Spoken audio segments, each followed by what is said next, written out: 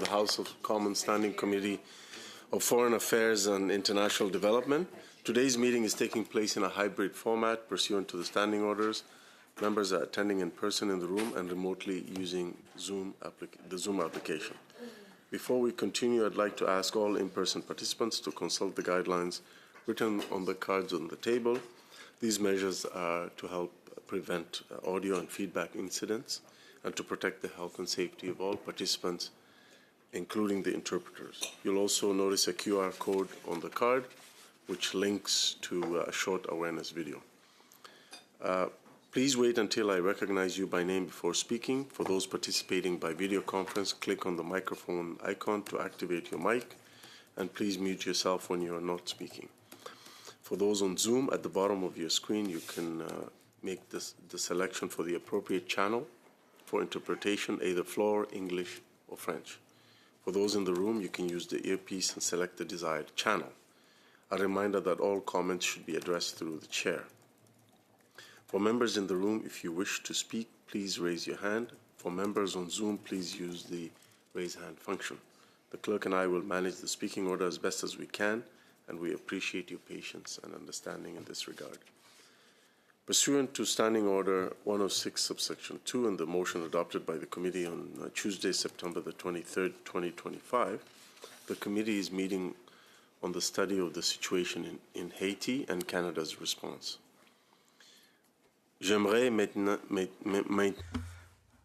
I would like to welcome our witness for the first hour, His Excellency Mr. Anthony Dessources, Ambassador of the Republic of Haiti to Canada, who is appearing by video conference. We will proceed with the rounds of questions. J'invite maintenant Son Excellence. I now invite His Excellency to make an opening statement of up to 5 minutes. Welcome.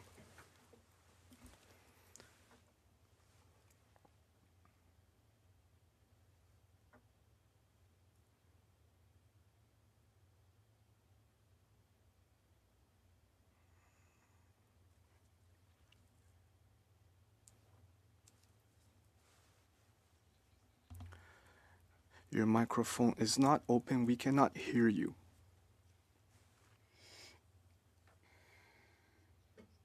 It is still not working.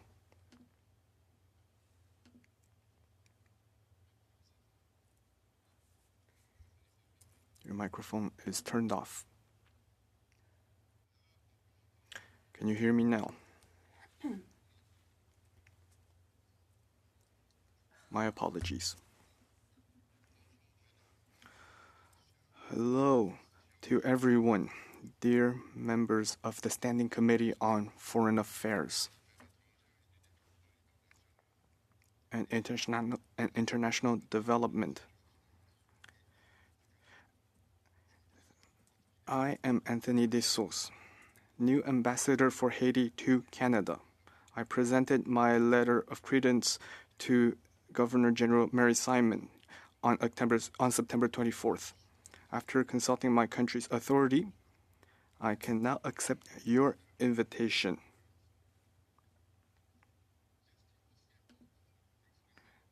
I believe that it is important to express on behalf of my government my gratitude for your country's unwavering support.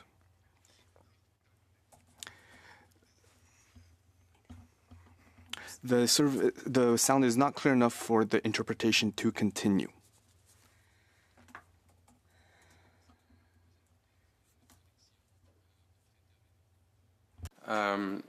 Essayons maintenant peut-être d'éteindre votre caméra. Cette occasion pour apprécier de la communauté internationale. Allô? Oh, ben, je suis vraiment désolé. Hein. Monsieur l'ambassadeur, votre connexion Internet est problématique. Mr. Ambassador, there are internet issues. You are cutting off. It is very hard for us to hear you well. You may try and close your camera in order to reduce the bandwidth used. If you shut down your camera during your presentation, maybe the sound may improve.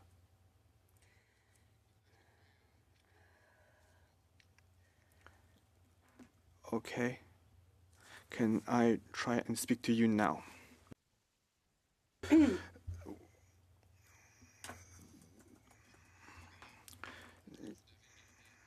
You absolutely need to keep your microphone. If not, we cannot move ahead. I recommended you to close the camera, the video, but you must keep your headset.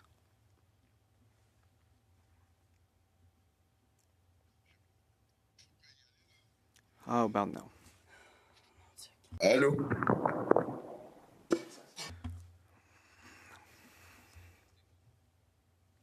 Do you have your headset on? Yes. Okay. You may proceed.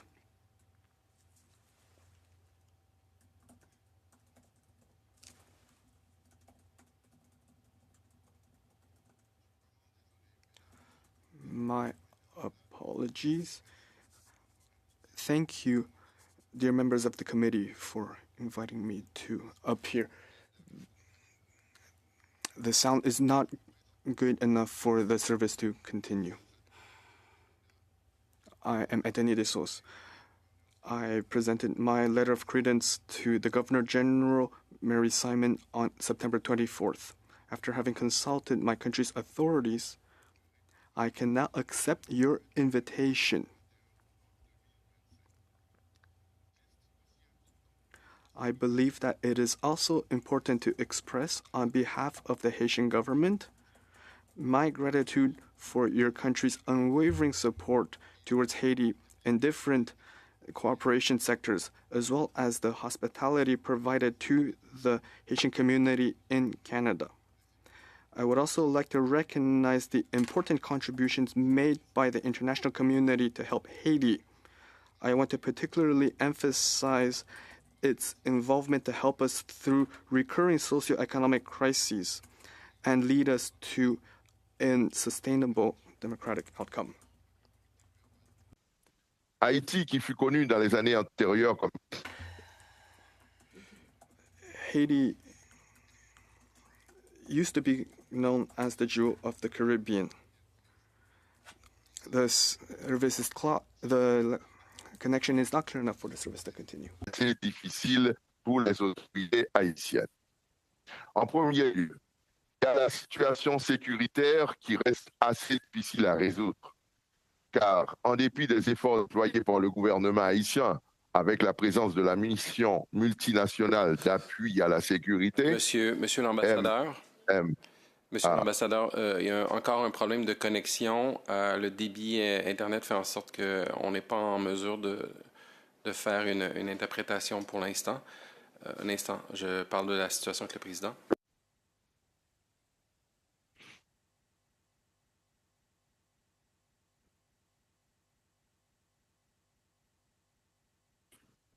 Colleagues, we'll suspend for a few minutes, Right. hoping to resolve this technical issue. Thank you.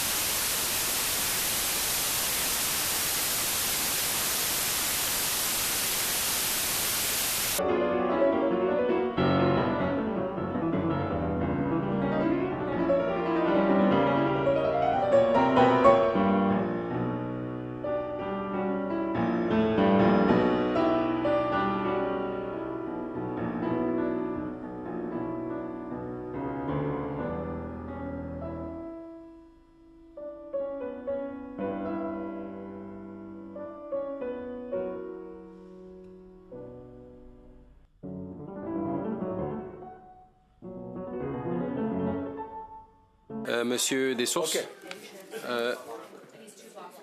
Donc,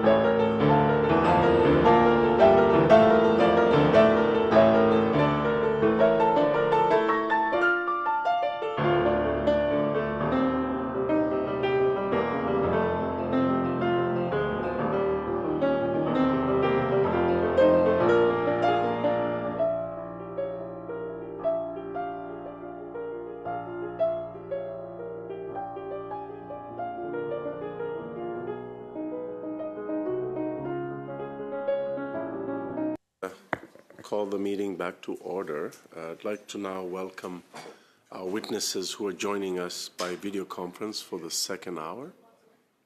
From the International Crisis Group, Diego Darin, analyst, Haiti, Latin America, and the Caribbean. We may be joined later by Little Footprints, Big Steps co-founder and executive director Morgan Weinberg by video conference. And also right now we're being joined by Adrienne Martel, project director of Mission Inclusion. Up to 5 minutes will be given for opening remarks, after which we will proceed with rounds of questions. So I now begin by inviting Mr. Darin to make an opening statement of up to 5 minutes. Can I have a cheat sheet?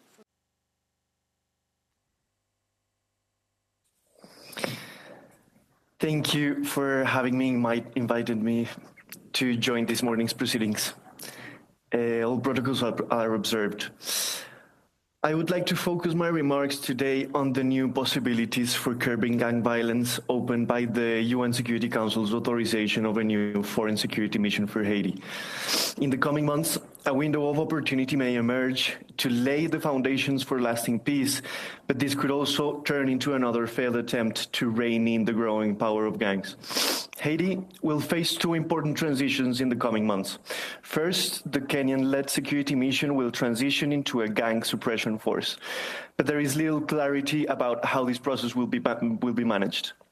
Second, in February 2026, the mandate of the current transitional administration will end, and it will need to be replaced by a new governing structure. Credible elections cannot take place before the Transitional Presidential Council's term ends. Gangs control much of the two departments where over half of the electorate resides, as well as the main national highways, which would prevent the distribution and centralization of electoral materials. Holding elections amid the wide opposition to Haiti's current leadership would also inevitably trigger a post-electoral crisis, with political groups refusing to recognize the results. While maintaining the current transitional structure could help preserve some political stability, the government is severely discredited due to corruption scandals and the endless political infighting that has prevented it from designing and implementing a comprehensive security strategy to enhance coordination between the different security forces operating on the ground. Consultations to establish a new political arrangement to succeed the transitional government after February have only recently begun and have shown little progress. There is a significant risk that any last-minute agreement will result in a weak governance structure lacking sufficient support and may be perceived by Haitians as being imposed by the international community.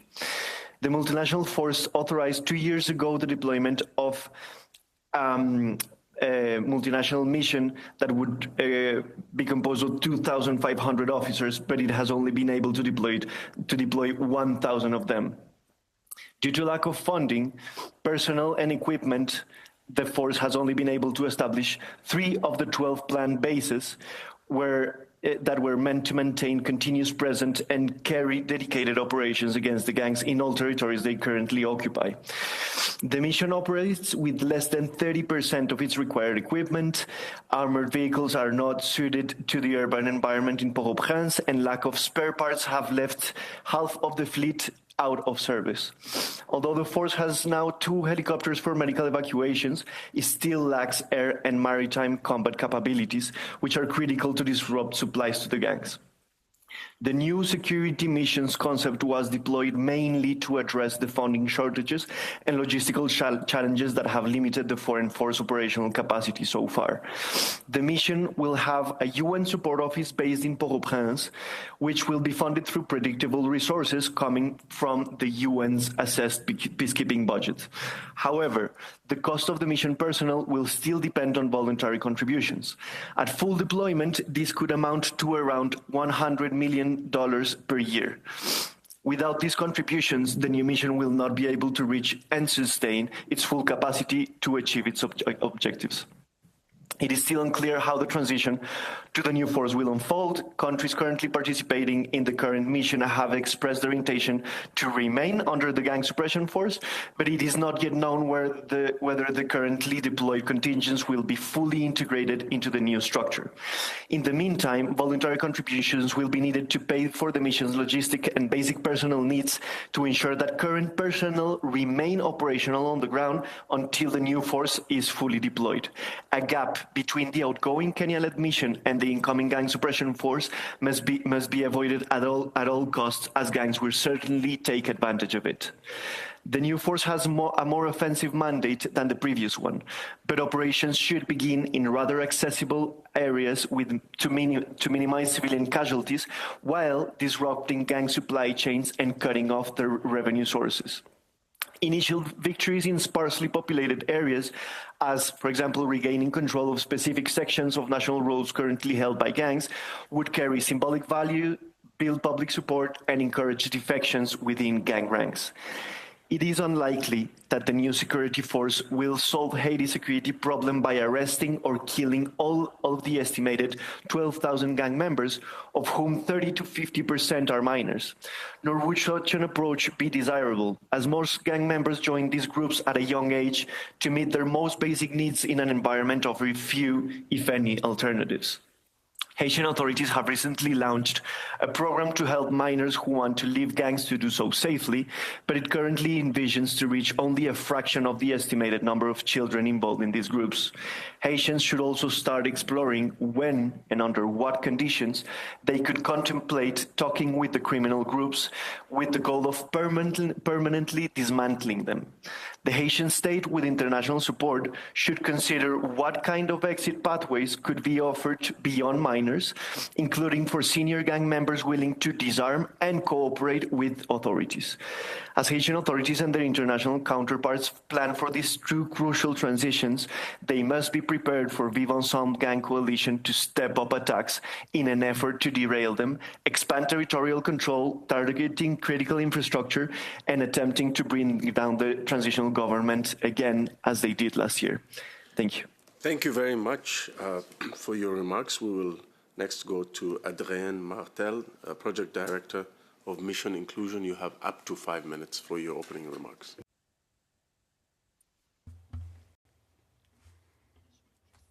Thank you.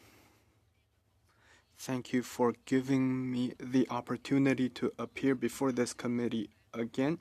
I previously appeared in 2022 to talk about the situation in Haiti. I worked in humanitarian and reconstruction projects. Today, I appear on behalf of my colleagues at Mission Inclusion based in Léogâne, Haiti. Since 2016, we have maintained a presence in Haiti and supported communities through successive projects funded by Global Affairs Canada. Our dedicated team of 14 people work in close partnership with Haitian women and civil society organizations. My testimony is directly inspired by the experience of our partners, who are still continuing their essential work despite the crisis. I'm here to give them a voice, and a voice to the communities that they serve. It is widely documented that crises of all kinds significantly worsen the vulnerability of women and girls by exposing them to all kinds of violence. From January to July 2025 alone, gender-based violence subcluster based in Haiti has recorded 6,269 incidents. Every week, hundreds of women suffer sexual violence in almost total silence. These numbers only represent the recorded cases, and the reality is much bleaker. 77% of these victims are adults, and 14% are minors. Around half of these incidents are rapes, 62% of which are gang rapes. Sexual violence is used as a weapon by gangs, whose members are responsible of 3/4 of the reported incidents. Nearly 40% of healthcare facilities are closed. Women who experience violence have no access to healthcare, including emergency contraception or psychosocial support. Only 25% of rape victims received Medicare within 72 hours, and more than half of the victims are people who have been displaced. Even though women are very resilient, they remain largely excluded from decision-making bodies. Out of the 9 members of the Presidential Council, there is only 1 woman, and she does not have voting rights. This is in violation of the constitutional quota of 30%. Without the protection of women's fundamental rights, no everlasting stability is possible. Haitian civil society organizations, particularly women organizations, continue to provide support despite the difficult conditions. They are close to the community, and they know the reality on the ground and can find solutions. Faced with a crisis that has lasted for decades, strictly humanitarian approaches are no longer sufficient. Mission Inclusion believes in an inclusive triple nexus approach because we believe that it is a mistake to think about stability before development. In Haiti, it is by supporting development and cohesion that we contribute to stabilization. Our approach has 3 prongs. On the humanitarian level, the project responds to urgent needs, support and services for displaced persons and survivors of sexual violence, as well as psychosocial support for victims. In terms of development, we are strengthening local health systems in a sustainable manner by building the capacity of partner institutions to provide safe, high-quality physical and mental health services, including sexual and reproductive health and rights, and by empowering women's organizations. In terms of peace building, our project supports intercommunity dialogues to strengthen social cohesion, prevention, and anticipation in conflict management. These 3 prongs are closely linked. Without safe humanitarian services, there can be no stability. Without strong local institutions, there can be no sustainable development. And without social cohesion, economic and humanitarian progress will collapse. I would like to share 3 recommendations. First, Canada must continue to increase support for Haitian civil societies. Prolonged crisis requires simultaneous integration of humanitarian emergency, development, and peace approaches. Short-term solutions are not enough. We need to invest in the long term by prioritizing rights and the protection of women. We need to support Haitian civil society organizations. And this will allow Canada to truly contribute to the stability of Haiti. If not, we must always start from scratch, and Haitian partners will exhaust themselves rebuilding what should no longer collapse. Now is not the time to abandon the Haitian people nor Haitian women who will carry the stigma and the trauma of this violence for the rest of their lives.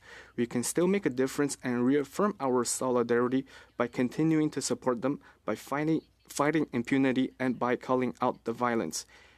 Haitian women and girls are not asking for charity. They're asking for solidarity, dignity, and respect. Canada can still make that choice. Thank you. Thank you, and thank you for your presentation. Bonus for 6 minutes.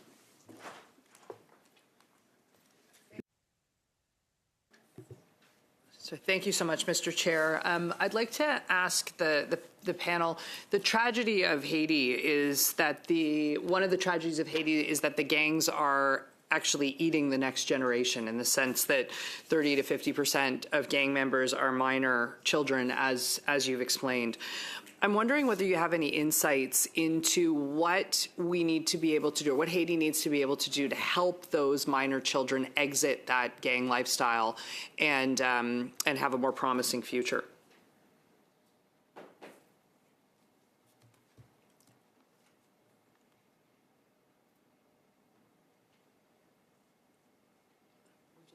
Oh, yes, please, go ahead.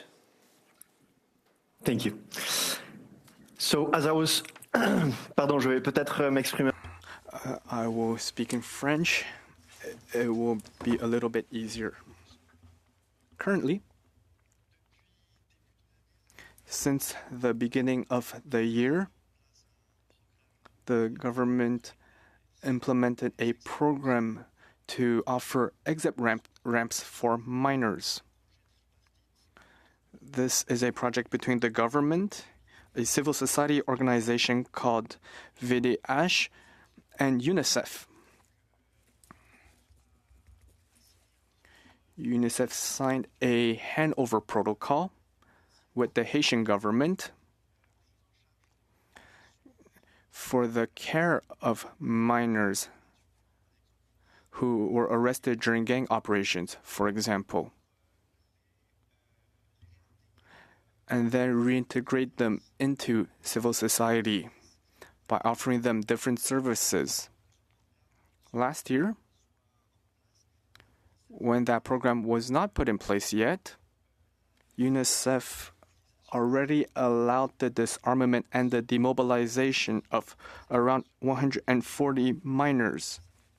This new project called Pre-Youth, there is a stronger program to offer exit ramps to all these minors. We estimate that there may be between 3,000 and 5,000 minors. This project has two parts, a part to demobilize minors and another one to prevent recruitment. It seems that right now, it is the one centered on prevention that is the most developed, but there are also transition centers. These are centers that will provide shelter to minors as soon as they leave the gangs. There is a center that is being built in the south of the country. But right now, that program can only house around 100 or so minors. I need to check the latest statistics. So there are institutions. There is also a presidential council to implement these centers.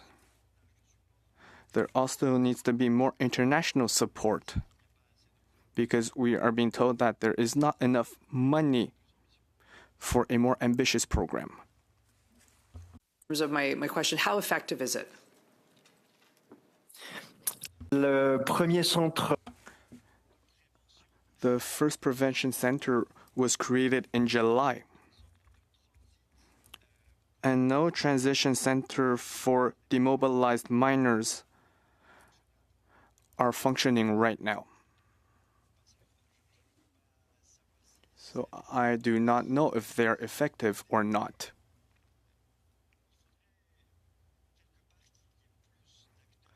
At one point, there needs to be more people involved, more efforts deployed, because there will be two challenges. One, how to physically get minors out of gang strongholds. Because all gang members who try to leave, who may be suspected of leaving, are severely punished by gangs. We need to think about that seriously. Up until now, there has been no solution to how to help these minors leave these territories. And then there is the issue of transit centers, because they are just built to house minors for a few months. And then they will need to know what happens after. Make sure that I get the second half of this question in before my time runs out. Just in terms of this, when you speak about the effectiveness, and I share your concerns that while the programs exist, it's a question of how effective they're going to be. You spoke about the need to ensure that there's no gap between the MSS and the GSF, and yet there is a ceiling on personnel, and on top of that, this program's being funded through voluntary contributions as opposed to assessments at the UN. And I'm wondering if you could weave together this issue, the need to get children extracted from the gangs, with the fact that there are programs, but there are going to be personnel restrictions. And I'm wondering if you could comment on that before our time runs out. We have a very brief time for a very brief response, please. Oui, donc d'accord. Okay, so The current mission, the transitional one, will have the UN MSS budget only starting from the month of April. So we need to be able to find a way to extend the people from Kenya until March. The GSF nor the MSS have the mobilization capabilities. It is in the reconsideration of the mandate that will take place in January that we may see growing capacity to achieve the initiative, and so to have more people and more capacity. To MP Anita van der Velde joining us by video conference. You have 6 minutes. Please proceed. Thank you. And I want to thank our witnesses for your testimony here today. The first one I want to follow up on is Mr. Darin. You mentioned in the beginning of your remarks that there is some danger in holding elections too soon. If the gangs are still controlling, for instance, the roadways and access to the polls. And we've seen in a number of places, I worked at one point in Bosnia where the elections were held at a point where the only people with the organizational capacity to fight elections were the warlords and those that had actually caused the conflict and the ultranationalists. So they ended up getting democratic legitimacy from the fact that they were able to do that. Can you tell me a little bit? And I'm also concerned about some of the cuts that have been made to organizations like the National Democratic Institute and others that were doing capacity building. I know there's a few of those. If you can tell me the impact of that, and particularly, and I would like Andréane to weigh in a little bit on the pluralism, on women in politics. I know you mentioned the 30%. Before I entered politics, I actually did a capacity building training for women politicians in Haiti, and I'm just wondering what the possibilities of that are if the elections are held at a moment where that capacity wouldn't be there. Oui, donc en ce moment. Currently, to hold elections, I'm not an expert, but experts have told me that there needs to be security, logistics, and in Haiti during this transitional period, political consensus. None of these conditions currently have been met, especially when it comes to security and political consensus. In our conversations with different political actors who are involved in the transition, we've been told for many months that they will not accept elections held by the current transitional government. That was repeated by other governments as well. On the question of logistics, there is some progress. For example, restoring local voting offices, as well as training staff for the election. But what we have recommended since the beginning of the year, it's that instead of establishing a specific date, the government should work with its international partners and to establish a minimum amount of security to then start talking about a date for the election. And that will allow the creation of a calendar for security objectives supported by electoral objectives, logistics, political consensus, and security. These three facets will allow us to truly know what the government is doing and not doing to reach their timeout objectives. In the report that we have published on this back in February, we made 300 interviews, and very few Haitians told us that they wanted elections. Oui, je vous remercie. Thank you for your question. It is very disappointing to see the lack of representation of women in the council. We would like to see more women represented. We know that Haitian civil society, and especially female politicians in Haiti, are very influential and have played important roles throughout Haiti's history. I'm thinking about the end of the 1980s and 1990s. So this is a regression when we see the lack of representation. Today, I want to talk about the violence suffered by women and how important it is to include them, to consider them, and to continue our support through approaches that meet their urgent needs and their humanitarian needs, as well as to ensure their safety, and to strengthen organizations to allow them to play a role in civil society and to protect women. The violence against women. One of the things I wanted to ask Ms. Weinbaum, if she had been here, is about what happens to adolescents and youth with the orphanages, those that are getting recruited. But I'm particularly concerned about what you said about violence against women under 18 and those that might be also being forced into transactional sex in order to survive, and what can be done and what has happened to that generation of young women.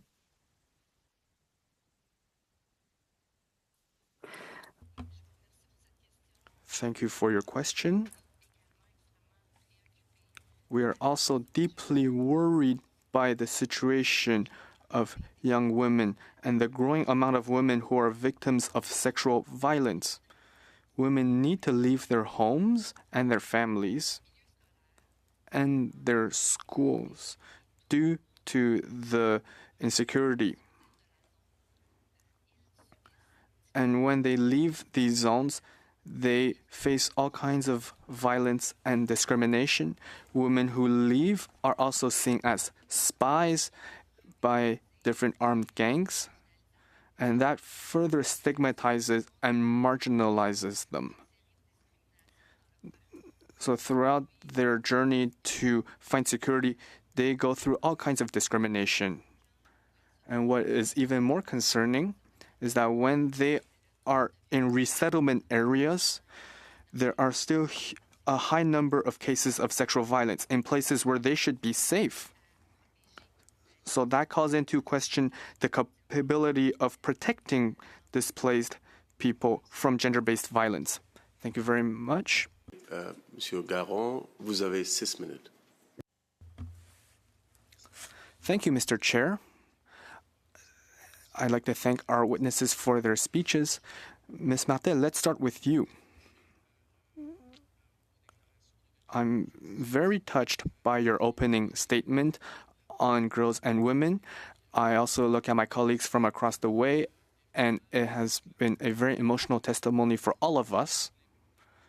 You're insisting on the importance of controlling the situation in Haiti and to place what women and girls are going through at the heart of the situation. Do you believe that the international community is lacking awareness on this issue? Thank you for your question. This is a question that is completely ignored. People are not talking about the situation of women, nor the fact that they are vulnerable to many forms of violence. Fortunately, there are organizations and Haitian civil society. You need to understand that Haitian women organizations are very strong, very diverse. They are present in many places, and they play a very important role in welcoming these women. Do we talk about them sufficiently? No. I did research work in Haiti following their major earthquake, and between 2010 and 2012, the sexual violence committed against women were in the headlines, but not today. And I'm talking about this because the violence is a very serious issue right now. I think that Canada is playing an important role in supporting these organizations by focusing Canadian aid on women through feminist policy. And I hope that we will continue doing so and keep talking about the situation of women. Thank you. I asked you because during the 70s, Canada made commitments towards the UN.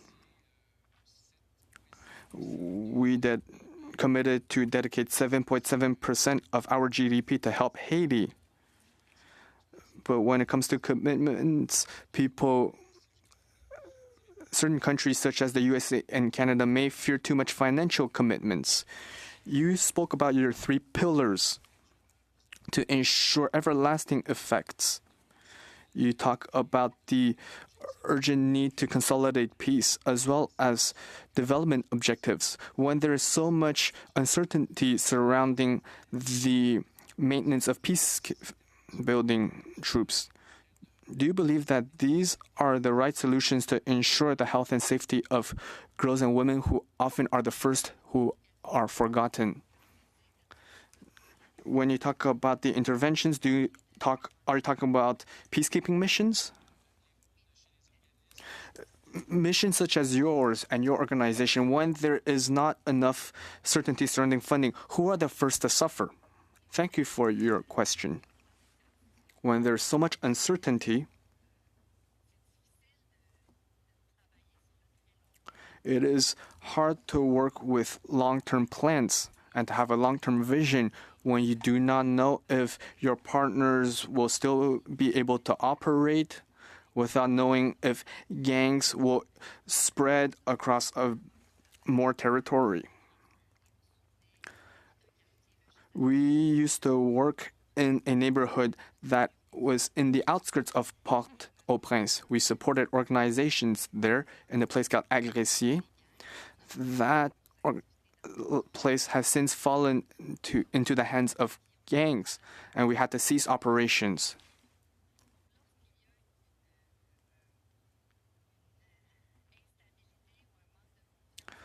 When there is instability and a lack of trust, well, that is very hard on the mental health of people who are working there, who are the foundations and who work on the front lines.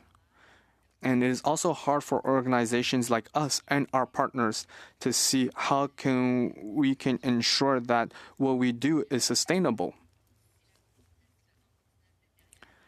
If the situation worsens, then maybe our access to these communities will be cut. I have about 1 minute left. I have a final follow-up question that is often asked. Since 2022, Canada has invested around $450 million to support Haiti. Some people are saying that the situation is worsening, they are demoralized, and they're wondering if this aid is useful. What do you have to say about that? International aid alone cannot make up for the security and political crisis in Haiti. But we need to ask, what if there was no aid? What if Canada withdrew? Like the way the Americans have done, programs, for example, that provided health care. Would that make the institutions even weaker and to prevent access to thousands of people? Of course, it would worsen everything. I believe that we have a very important role to play, especially in the context of the American withdrawal. Even though we cannot necessarily improve the political situation, humanitarian organizations play an essential role. Out of time, I'll go next to MP Liane Rood. You have 5 minutes. Thank you, Chair. Thank you very much, witnesses, for being here. I want to continue on a little bit of the same topic as my colleague was with regard to aid funding, and specifically, you were talking about humanitarian groups. I'm just curious if your group in particular, Madam Martel, I believe, are you receiving funding from the Canadian government currently? Yes, we are funded by Global Affairs Canada in Haiti. It goes to Haitian staff, partners, and institutions.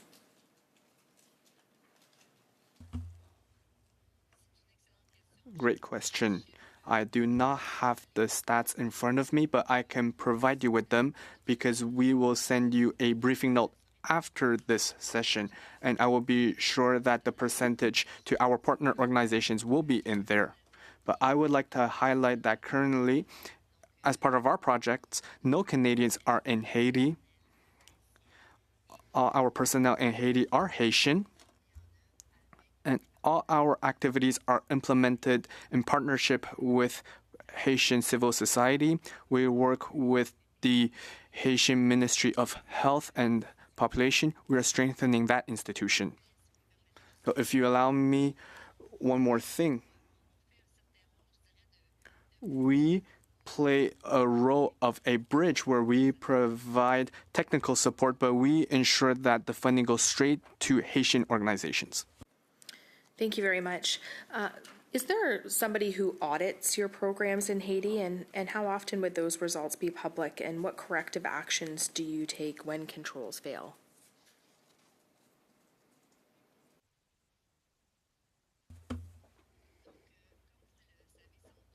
As you surely know, all projects funded by GAC have accountability mechanisms that are strict. In our case, this means regular reports, external audits, and follow-up meetings when possible. In the case of Haiti, it has not been possible, as well as performance indicators that are measurable. In the case of our projects in Haiti, one of our projects called the PACID project was audited, as well as other types of verification. We followed all the processes of GAC, and we are starting a new project on sexual and reproductive health in the region of Léogâne. And we will also go through the same accountability mechanisms put in place by the Canadian government. Thank you very much. Just switching gears a little bit, how are Haitian civil society, faith groups, or local leaders involved in setting priorities? And if you could give us a sense of what percentage of your projects were co-designed with them, and how do you approve the changes?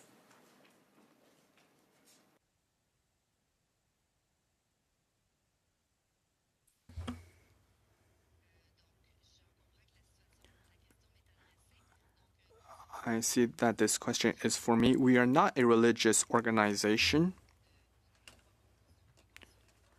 so we did not create our projects with faith groups. So our partners are secular civil society organizations. Just asking whether you work at all with Haitian civil society, including faith groups. But with the time I have left, maybe I'll quickly switch over and ask the other witness this question. If you could let us know, what are the top 3 choke points stopping food and medicine from reaching people, and have any specific mechanisms been deployed to clear those choke points?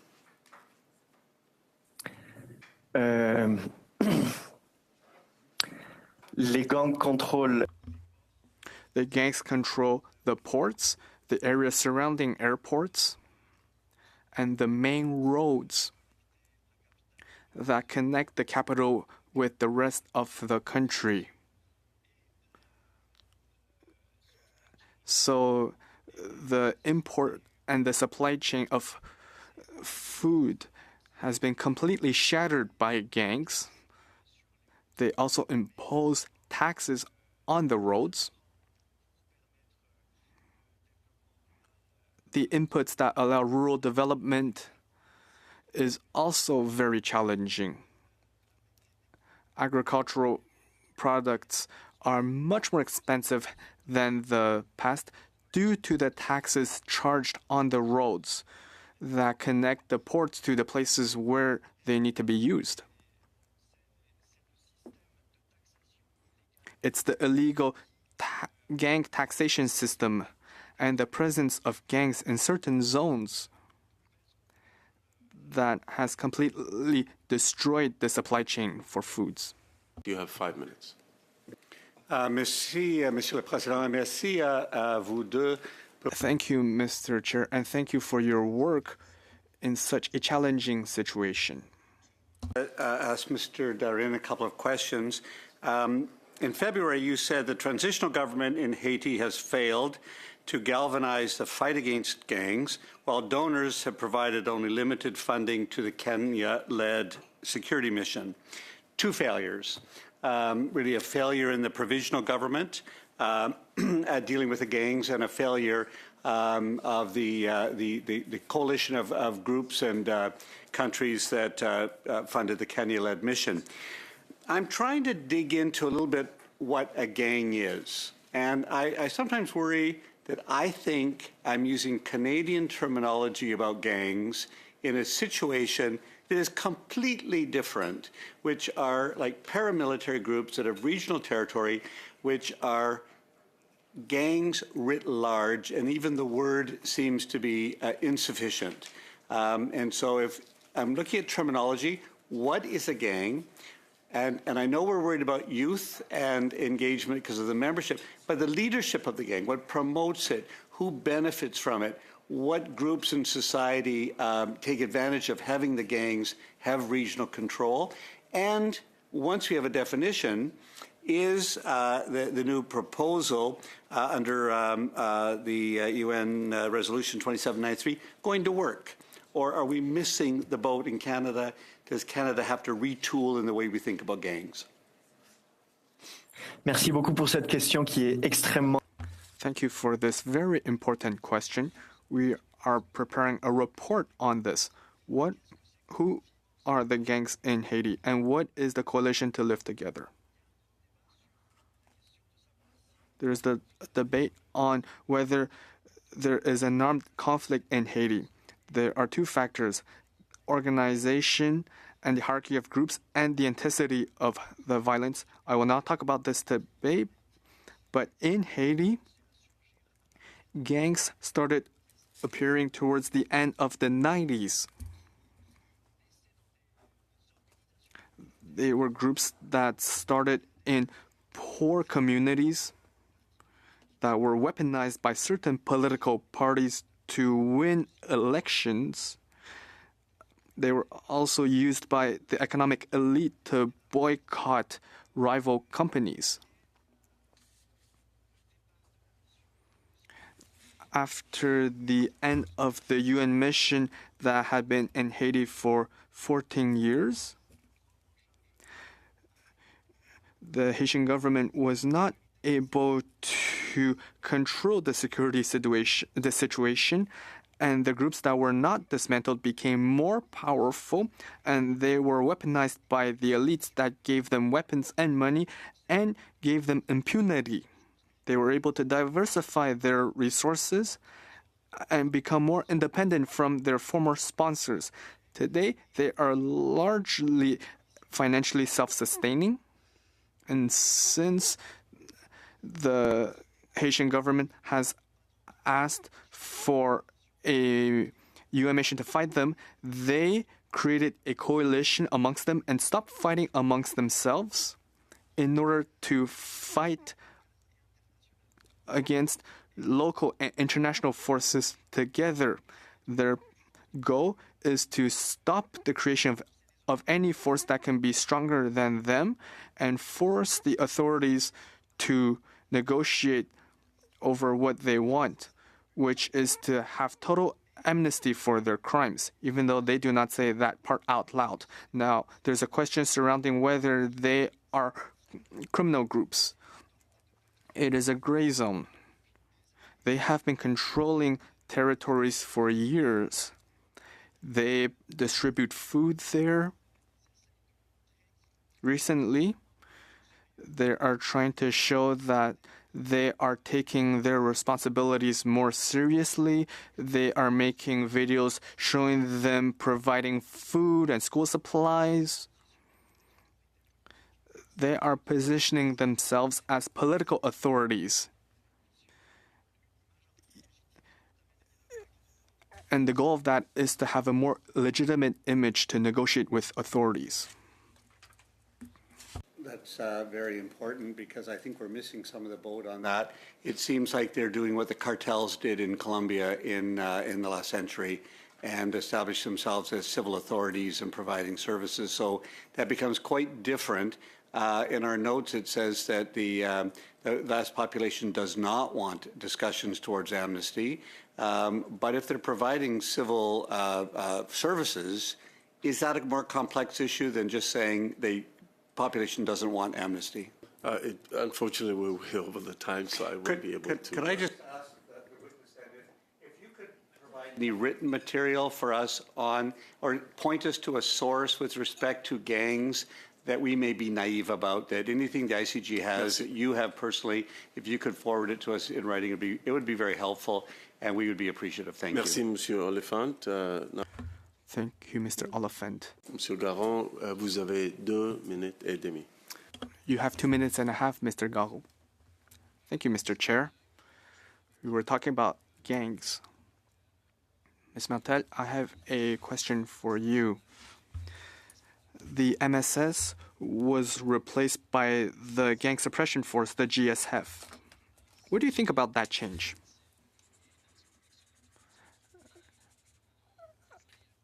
And what do you think Canada's current and future role will be? Thank you for the question. First, I'd like to say that this is not my field of expertise, nor the reason why I am here today. But as a humanitarian organization, as an international aid organization, this is what we expect from these missions. We want more humanitarian access to protect the local population, especially women. That is the role of the security forces. We work with the communities in spaces that are as safe as possible. Maybe I will add a detail in my question. Do you believe that eventually reconciling human rights with security forces will be a future challenge?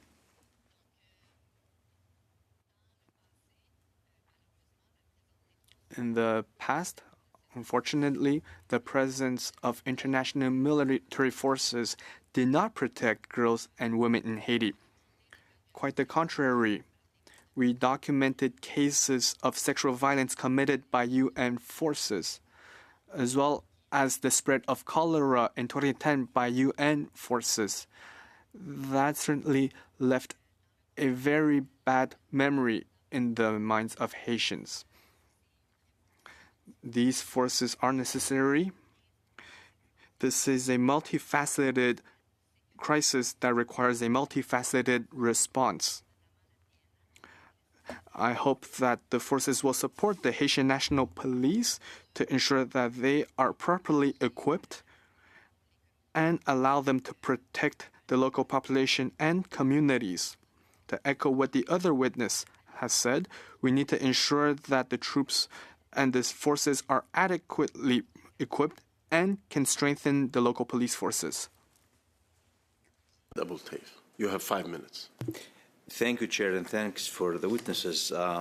GSF replaces MSS, which is now, seems like the case is we need force to deal with force, and to deal with the gangs, we need to show force beside some suggest some diplomacy and other stuff to resolve the issue of this gang group taking over the country. Do you know, and the question to Monsieur Darin, do you know if Canada has any role in the GSF or in the framework of GSF?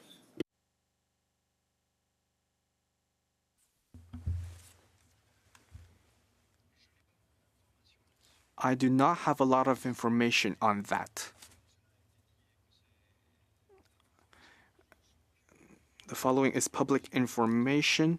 There were discussions between the U.S. and the Canadian governments at a very high level to talk about the level of engagement that Canada can deploy for this new force. However, currently there are no further details, but I know there are currently discussions. For Canada, what do you think that role should be?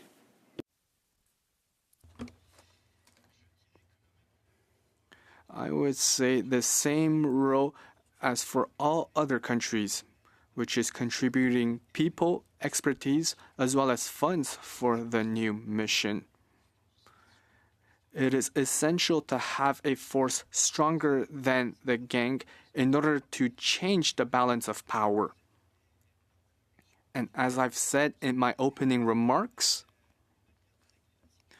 there needs to be a way to solve the situation that is not purely military, because gangs are based in highly densely populated areas with homes that are often built with very fragile materials that cannot sustain heavy fighting.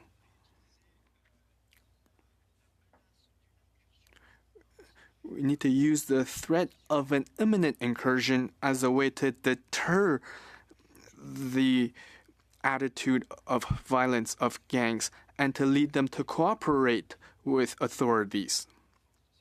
But to do so, this means that even before the security force is ready, the entire disarmament and demobilization and justice and accountability system needs to be ready to manage the situation. My apologies. Canada can also contribute, plan, and think about non-military options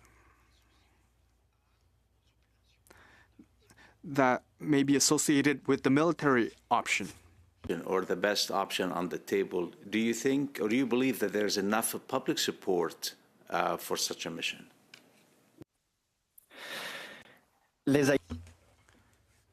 Haitians want to be safe, no matter how it looks like, whether it's through a multinational peacekeeping mission. That is what people have told me who live in the places that have been the most impacted by the violence. They don't really think about how. They just want to be able to buy food without dying. They want to ensure that their children can go to school without being kidnapped. They want to be able to go out at night without being kidnapped. They just want to have a normal life. Will not ever improve as long as the gangs are taking over the country. And I see from your response that the public at the desperation level, so there's a will to stand by the GSF to be able to change the status quo. Am I hearing you correctly? Yes. But currently, Haitians are skeptical about the international community's efforts to restore security.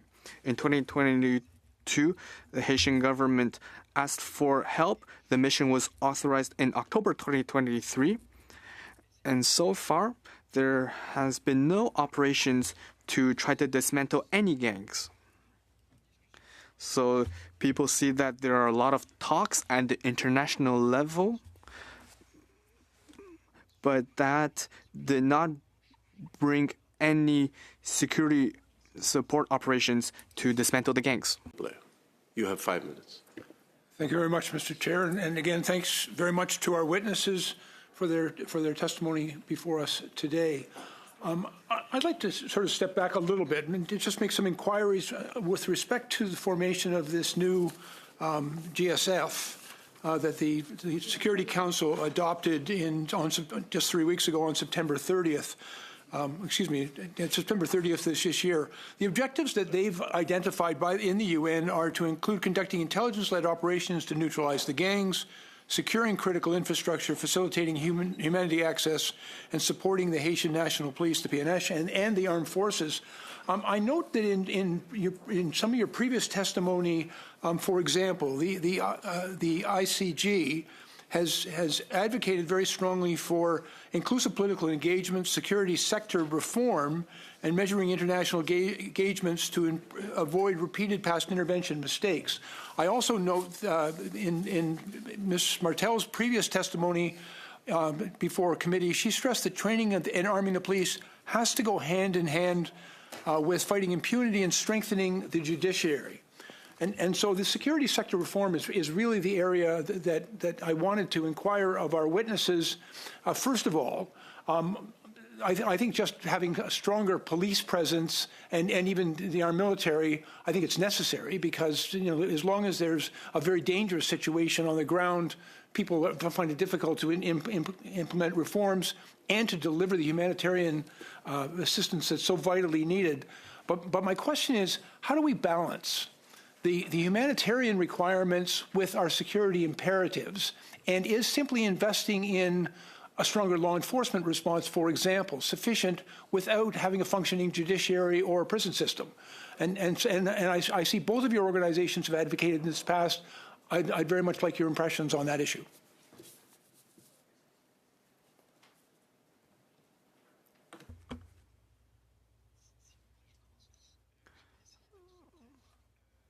I will try to be quick. The Haitian crisis is multifaceted. We need to tackle many things head on at the same time to improve the situation. Currently, there is a special project surrounding the justice system. It's not just about the courts, it's the entire holistic justice system that will be created in parallel with the Haitian justice system so that they are not affected by the problems of the current justice system. It will tackle two things: corruptions and mass crime. These projects have the support of the government of Canada. In fact, the government of Canada is this project's biggest supporter. But currently, the project is not working right now. It is very important to move forward with this project before undertaking more ambitious justice reforms, because it is the special justice system that will allow trials of people who were involved in mass crimes or corruption for the first time. My answer will also be very quick and will be similar to the other witness.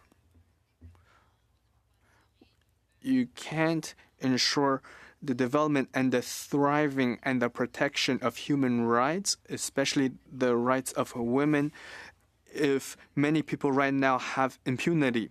This is a multifaceted crisis that requires multifaceted solutions. A security force seems to be necessary to ensure safety. We also need to fight impunity, so the rule of law and judicial reforms need to take place as soon as possible. But currently, there is still widespread violence done in complete impunity. For your responses, it leads me to inquire then, what are the appropriate metrics that we and the international community should be applying to Haiti? We are all making fairly significant investments, and we're being asked to make even greater investments in the security situation in Haiti. We recognize the humanitarian crisis that exists there and the very significant security challenges that country faces.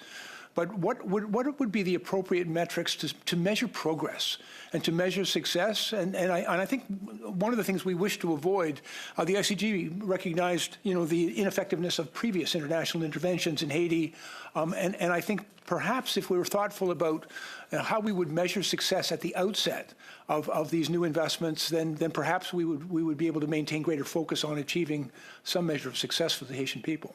Unfortunately, there's no time for a response, so we'll have to go to the next round. We only have 10 minutes left, so we won't have a full round, but we will have 3 members asking questions from all parties. So I'll start with MP Bultaif again. You have 5 minutes. Thank you, Chair. It's very important for the international community to be back in the mission in Haiti, because we're talking about 11 million people. Half of them are basically near in hunger mode, and it's becoming a devastating situation in a small geographic place compared to other missions or other crises around the world. UN Security Council, 15 members, 12 of them voted in favor of serious measures when it comes to resolving the issue in Haiti. 3 members abstained: Russia, Pakistan, and China. Would you be able to advise us why these 3 members have abstained and not supported the resolution? Of course, the question to Mr. Daran, please. Merci beaucoup. Thank you. Beyond international geopolitical conflicts that often dictate the decisions made at the UNSC, the 3 countries have also said the following. As there are financial issues for the mission, last year, the Security Council asked the UN Secretary General to come up with solutions. The Secretary General's proposed solutions in February, and the country at the UNSC that has been writing the solutions is the USA, but they took more than 6 months to write the resolution, and then they wanted the resolution to be adopted after only 1 month or so of discussions. And during that month, it was the General Assembly high-level week with UN diplomats who were focused on other files. China and Russia asked for a technical extension of the MSS until January, but the USA tried to force the vote before the end of the MSS mandate in October. 3 countries, or at least China and Russia, have ever offer any financial support to this mission, regardless of the political disagreement on the resolution? Non, la Chine n'a jamais contribué. No, China has never contributed to the MSS led by Kenya. Several times in the Security Council, they said that they think that it was the U.S. who committed to fund the mission.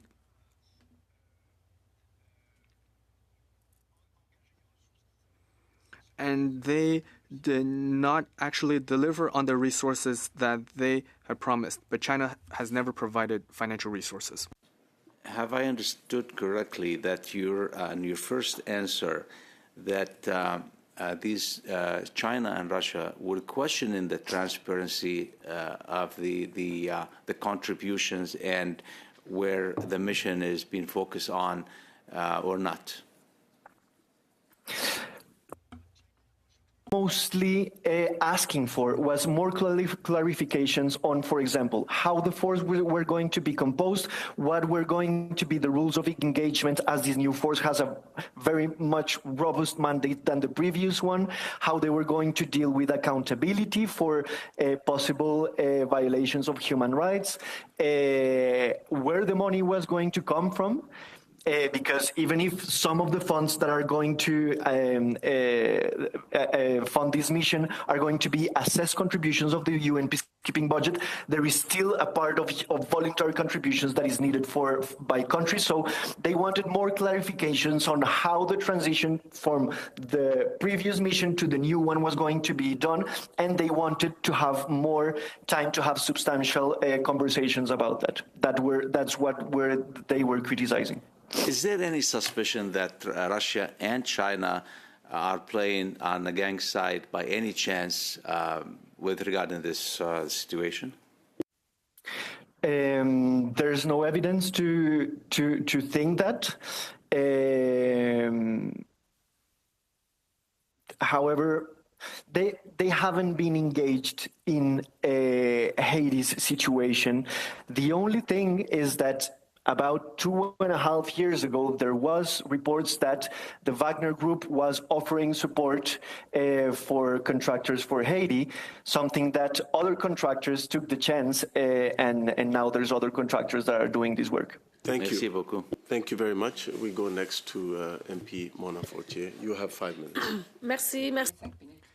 Thank you. Thank you for appearing in front of us today. This is a very important study for committee.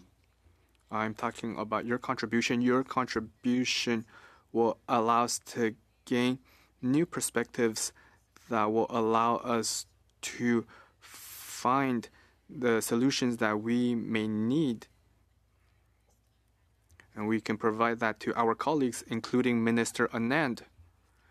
I believe that my colleague said that the federal government has invested over $450 million since 2022. Recently, the minister announced an additional $60 million to stabilize the situation in Haiti. There will be $40 million for the MSS, or rather its successor, the GSF, as well as $20 million for the Regional Maritime Security Initiative that seeks to fight transnational crime in Haiti and in the Caribbean.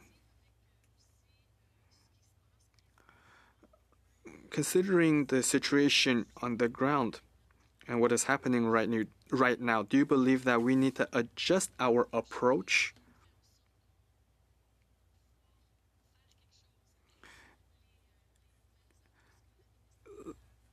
And what we should do with the amounts announced recently by Minister Anand, what should be the next steps, and what adjustments are needed if necessary? We can start with Ms. Martel and then Mr. Darin.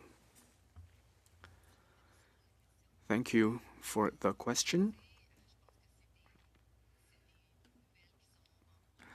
I believe this is good news, saying that Canada is still committed and is adopting a multifaceted approach, whether it's from the humanitarian facet, the political, or the security facet. The effectiveness of the aid provided in Haiti can not only be based on short-term stability of the country. It should also be about keeping local institutions alive and to keep providing services and to ensure that the local population still has access to healthcare and other services. The current aid and the support provided is making a real impact. That is what Canadian funding is doing. And it shows that we are still committed. We have been supporting the Haitian community for decades. There were different things such as catastrophes, and the Canadian aid is well received in Haiti, and it's making an impact.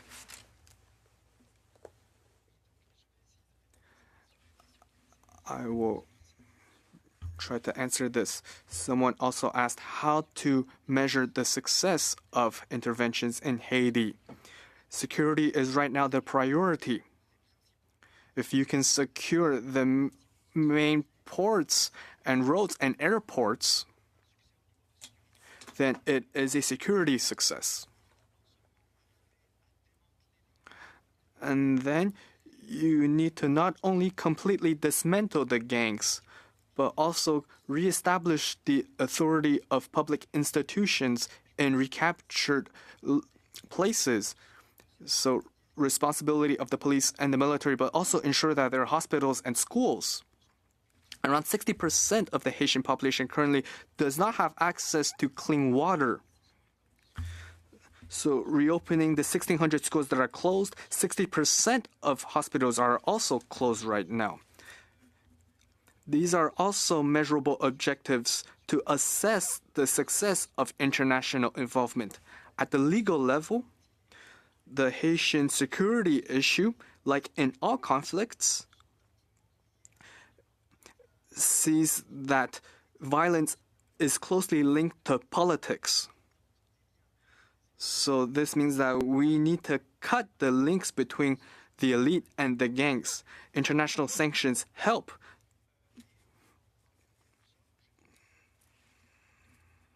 But it is very important that the state grows its tax base.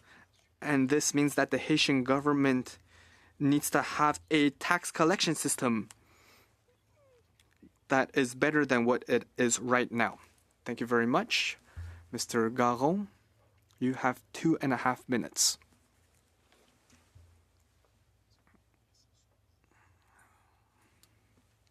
Thank you, Mr. Chair. If I understand correctly, the GSF will be funded by voluntary contributions rather than the UN's statutory budget. You worry about the long-term funding of the force. And wouldn't that create a bad balance if ever a partner decides to withdraw, and that creates a domino effect where you see a series of withdrawals? Ms. Martel and Mr. Darin, can you talk about this? Can you talk about the potential risks to the force? And in the current international political context, are there alternatives? I can start. We saw it in the last year. When a major actor decides to withdraw, it impacts the entire ecosystem and the other major donors. We need long-term support in Haiti instead of short-term funding that depends on the whims of different governments. As I said in my opening remarks, the main reason why we need to modify the international involvement is to solve some issues. The current mission's funding model is based on two things: salaries for staff as well as training. That needs to be funded through voluntary contributions. Based on our math, for 5,500 people, that means 6 million people per year. That is much cheaper. Kenya believes that for a full deployment, they will need $600 million per year. The logistic costs of the mission will be taken by a UN office and funded by the UN peacekeeping sector. So the funds will be channeled through the UN support office, and that will lead to better funding for the mission. Thank you. Thank you for your appearance and for being here. That is it for today. Thank you very much.